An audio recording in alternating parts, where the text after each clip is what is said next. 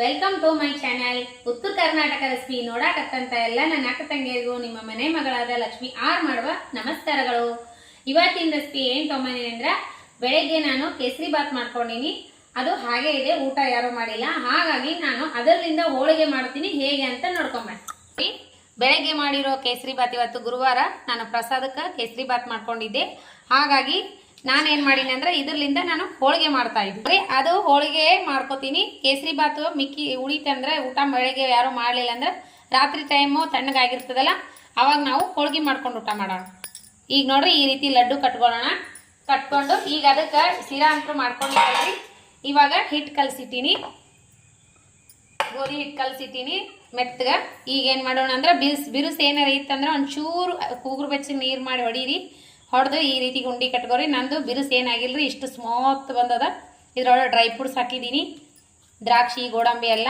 ಇದ್ರಲಿಂದ ಹೋಳಿಗೆ ಮಾಡ್ರಿ, ಅಗ್ದಿ ಮಸ್ತ್ ಆಗ್ತಾವ. Super taste. ತುಪ್ಪ ಹಾಕಿರ್ತೀವಲ್ಲ ಮಸ್ತ್ ಆಗ್ತಾವ. ಈ ರೀತಿ ಇಷ್ಟು ಸ್ಮೂತ್ ಆಗ್ಯದಲ್ಲ. ನೀವು ಕ್ವಾಂಟಿಟಿ ಹೋಳಿಗೆ ಎಷ್ಟು ಮಾಡ್ತೀರಿ ನೋಡ್ಬಿಟ್ಟು ನೋಡ್ರಿ. ಒಳಗೆ ಡ್ರೈ ಫ್ರೂಟ್ಸ್ ಹಾಕಿನಿ, ಸ್ವಲ್ಪ ಕಟ್ ಮಾಡಿ ಹಾಕೋರಿ.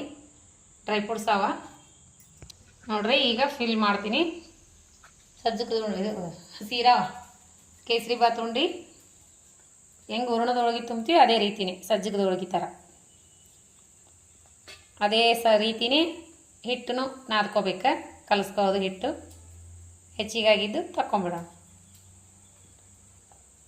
ಮಸ್ತ್ ಆಗ್ತಾವ್ರಿ. ತುಪ್ಪ ಡ್ರೈ ಫ್ರೂಟ್ಸ್ ಇರ್ತದಲ್ಲ ಮಸ್ತ್ ಆಗ್ತದ ನೋಡ್ರಿ. ಈ ರೀತಿ ತೀಡ್ಕೊಂಡಿನಿ.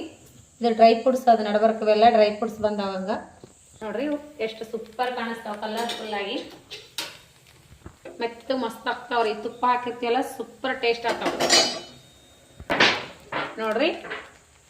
ಈಗ ಸುತ್ತ ಕಡೆಗೆ ಎಣ್ಣೆ ಅಥವಾ ತುಪ್ಪ ಹಾಕೋಬಹುದು.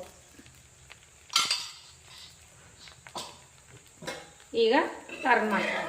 ಮೆತ್ತಗೆ ಸೂಪರ್ ನೋಡ್ರಿ, ಮಸ್ತ್ ಆಗ್ತಾವ. ಉಬ್ಬಿ ಬರ್ತಾವ ನೋಡ್ರಿ. ಸೂಪರ್ ಆದ ಕೇಸರಿ ಬಾತ್ ಹೋಳಿಗೆ ರೆಡಿ ಅದು ನೋಡ್ರಿ. ಮಸ್ತ್ನಾಗೆ ಬದ್ನಿಕಾಯಿ ಪಲ್ಯ, ಬಿಸಿ ಬಿಸಿಯಾದ ಬದನೆಕಾಯಿ ಪಲ್ಯ, ತುಪ್ಪ, ಎಣ್ಣೆ ಹಚ್ಚಿ ಚಪಾತಿ, ಹೋಳಿಗೆ, ಕೇಸರಿ ಬಾತ್ ಹೋಳಿಗೆ. ಬದನೆಕಾಯಿ ಪಲ್ಯ ಮಾಡ್ಕೊಂಡಿನ್ರಿ ಬಿಸಿದು. ಆಮೇಲೆ ಕೇಸರಿ ಬಾತ್ ಹೋಳಿಗೆ ಯಾವ ರೀತಿ ಬಂದ ನೋಡ್ರಿ. ಈಗ ಮೆತ್ತಗಾಗ್ತಾವ, ಮಸ್ತ್ ಟೇಸ್ಟ್ ಆಗ್ತಾವ. ಸೂಪರ್ ತುಪ್ಪದ ಜೊತೆ ಬಿಸಿ ಬಿಸಿ ಹೋಳಿಗೆ ತಿಂತಾ ಇದ್ರೆ ಮಸ್ತ್. ಒಳಗಡೆ ಡ್ರೈ ಫ್ರೂಟ್ಸ್ ಅವಲ್ರಿ, ಮಸ್ತ್ ಆಗ್ಯಾವ.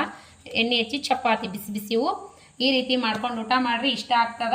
ಬೆಳಗ್ಗೆ ಮಾಡಿರೋ ಕೇಸರಿ ಬಾತ್ ಮಕ್ಕಳು ಸ್ಕೂಲಿಗೆ ಹೋಗಿರ್ತಾರ, ತಿನ್ನಾಕಲ್ಲ ಅಂದ್ರ ಈ ರೀತಿ ಒಬ್ಬಟ್ಟು ಹೋಳಿಗೆ ಮಾಡ್ಕೊಡ್ರಿ. ಯಜಮಾನ್ರು ರಾತ್ರಿ ಯಾರ ಲೇಟಾಗಿ ನೈಟ್ ಬಂದ್ರ ಈ ರೀತಿ ಹೋಳಿಗೆ ಮಾಡ್ಕೊಡ್ರಿ. ತಣ್ಣಗಾಗಿರುವಂಥ ಕೇಸರಿ ಬಾತ್ ತಿನ್ನಾಕಲ್ಲ ಅಂದ್ರೆ ಈ ರೀತಿ ಮಾಡಿಕೊಟ್ರಂದ್ರೆ ಬಿಸಿ ಬಿಸಿಯಾಗಿ ತಿಂತಾರ. ಟೇಸ್ಟ್ ಆಗ್ತಾವಲ್ರಿ. ಒಳಗಡೆ ಡ್ರೈ ಫ್ರೂಟ್ಸ್ ಹಾಕಿವಲ್ಲ, ಇನ್ನೂ ಟೇಸ್ಟ್ ಆಗ್ತಾವ, ಮಸ್ತ್ ಆಗ್ತಾವ. ಮಗ ಟೇಸ್ಟ್ ಮಾಡು. ನಮ್ಮ ಮಗನಿಗೂ ಕೇಸರಿ ಬಾತ ಒಲ್ಲೆಂದರಿ ತಣ್ಣಗಾಗಿದ್ಕ. ಹಾಗಾಗಿ ಹೋಳಿಗೆ ಮಾಡಿದ್ದೀನಿ. ಮಸ್ತಾಗೆ ಇಷ್ಟ ಆಗ್ಯಾವ ನೋಡ್ರಿ. 3 ಹೋಳಿಗೆ ಮಾಡ್ಕೊಂಡಿದ್ದೀನಿ. 1 ಹೋಳಿಗೆ ತಿಂತಾನ, ಚಪಾತಿ ತಿಂತಾನೆ ಇವನು. ತಿಂದು ನೋಡ್ಮಗ. ಸೂಪರಾ, ಟೇಸ್ಟ್ ಆಗ್ಯಾವ, ಚಂದಾಗ್ಯಾವ. ಚಂದಾಗ್ಯಾವ ನೋಡ್ರಿ, ಮಸ್ತ್ ಆಗ್ಯಾವ. ಅಂದ್ರೆ ತುಪ್ಪ ಹಾಕಿರ್ತೀವಲ್ಲ ಇನ್ನೂ ಟೇಸ್ಟ್ ಆಗ್ತಾವ ನೋಡ್ರಿ. ಎಷ್ಟು ಮೆತ್ತಗಾಗ್ಯಾವ, ಮಸ್ತ್ ಆಗ್ಯಾವ. ಉಳಿದ್ರು ಬೆಳಗ್ಗೆ ತಿನ್ನಕ್ಕೆ ಬರ್ತದ. ನಾನು ನೈಟ್ ಮಾಡ್ಕೊಂಡಿದ್ದೀನಿ. ಮಸ್ತ್ ಅಂದ್ರೆ ಮಸ್ತ್ ಆಗ್ಯಾವ. ನೀವು ಯಾರೇ ಮಾಡ್ಕೊಂಡಿರಲಿಲ್ಲ ಅಂದ್ರೆ ಕೇಸರಿ ಬಾತ ಬೆಳಗ್ಗೆ ಎದ್ದು ಉಳಿದಿತ್ತಂದ್ರೆ ಒಲ್ಲೆ ಅಂದ್ರೆ ನೀವು ಹೋಳಿಗೆ ಮಾಡಿಕೊಡ್ರಿ. ಇಷ್ಟಪಟ್ಟು ತಿಂತಾರ. ಮನೆ ಮಂದಿಗೆಲ್ಲ ಇಷ್ಟ ಆಗುವಂಥ ಬದ್ನಿಕಾಯಿ ಪಲ್ಯ, ಆಮೇಲೆ ಚಪಾತಿ, ಸಿರಾ, ಹೋಳಿಗೆ ಮಸ್ತ್ ಅಂದ್ರೆ ಮಸ್ತ್ ಆಗ್ಯಾವ. ನೀವು ಮಾಡ್ಕೊಂಡು ತಿನ್ರಿ. ನಿಮ್ಮ ಅನಿಸಿಕೆ ಅಭಿಪ್ರಾಯಗಳನ್ನು ಕಮೆಂಟ್ ಬಾಕ್ಸ್ನಲ್ಲಿ ತಿಳಿಸಿ. ಮಕ್ಕಳು ತುಂಬಾನೇ ಇಷ್ಟಪಡ್ತಾವೆ. ಒಳಗಡೆ ಡ್ರೈ ಫ್ರೂಟ್ಸ್ ಸಿಗ್ತೈತಿ, ಬಾಯಿಯಲ್ಲಿ ಏಲಕ್ಕಿ ಫ್ಲೇವರು, ತುಪ್ಪ ಹಾಕಿರ್ತೀವಿ, ಸ್ಮೂತಾಗಿ ಭಾಳ ಟೇಸ್ಟ್ ಆಗ್ತಾವ. ಇದು ಕೇಸರಿ ಬಾತ್ ಹೋಳಿಗೆ ಅಂತ ಅನ್ಸಂಗೆ ಇಲ್ಲ, ಸಿರಾ ಹೋಳಿಗೆ ಅಂತ ಅನ್ಸಂಗೆ ಇಲ್ಲ. ಮಸ್ತ್ ಟೇಸ್ಟ್ ಆಗಿರ್ತಾವು. ಸಜ್ಜಕದ ಹೋಳಿಗೆ ಮಾಡಿರ್ತೀರಲ್ಲ ಅದೇ ರೀತಿನೇ ಇದನ್ನು ಮಸ್ತ್ ಟೇಸ್ಟ್ ಆಗಿರ್ತಾವ. ಅದ್ರ ಜೊತೆ ತುಪ್ಪ ಹಾಕಿರಲ್ಲ, ಮೇಗಡೆ ಹಾಕೊಂಡು ಊಟ ಮಾಡ್ತೀವಿ.